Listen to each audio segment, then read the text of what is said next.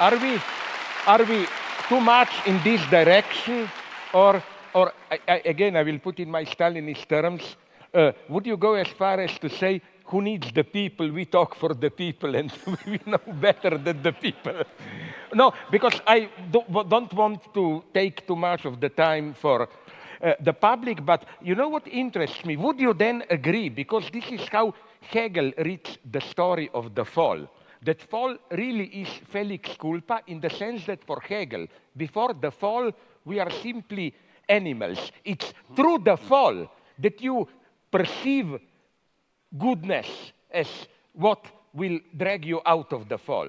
So in this sense, fall is constitutive of the very, it's not you fall from goodness. You fall, and that's the dialectical paradox. Your fall retroactively creates what you fell from, as it were. And that's the tough lesson for cheap moralists to accept. But where I see, very briefly, maybe a counter question.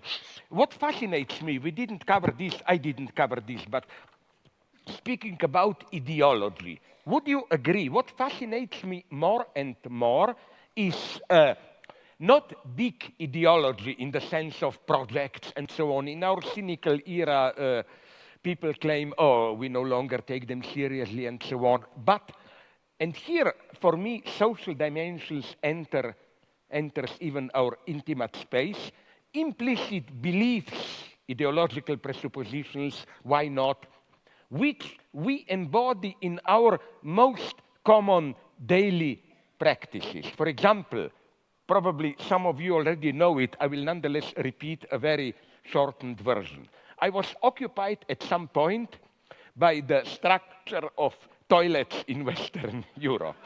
I noticed this specificity of German toilets, where, the sheet doesn't disappear in water, it is there exposed so that you smell it and control it for whatever, and I immediately associated it with German spirit of poetry and reflection and so on.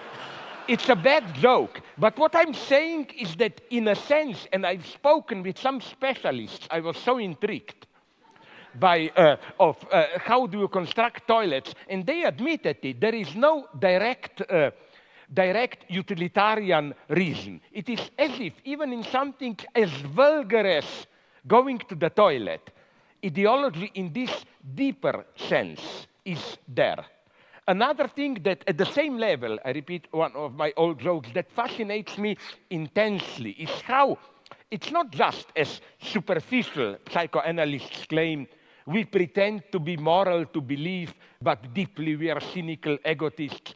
Quite often in today's times, we think that we are free, permissive, and so on, but secretly we are dominated by an entire pathological, or not even often pathological, structure of prohibitions and so on.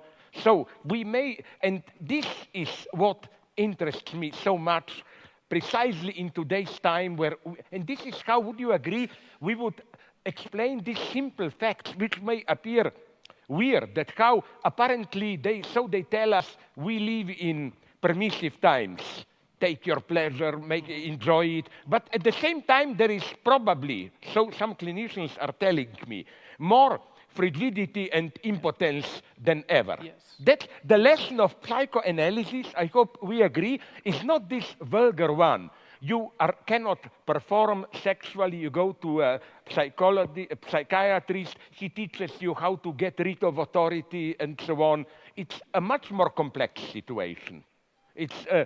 And this is what interests me immensely. All this set of implicit beliefs, how you don't even know, but you know, I will repeat the story that half of you know, and you, my favorite, that Niels Bohr anecdote. You know, he had a house outside Copenhagen, the quantum physics guy, and he had a horseshoe, a superstitious, above his door, yes, and then a friend asked him, but do you believe in it? Why do you have it there? And he said, of course not, I'm a scientist. Why then do you have it there? Because I was told it works. The idea is it prevents evil spirits to enter the house. It works even if you don't believe in it. Ne? That's ideology today. That's ideology today. It's fundamental. Okay, so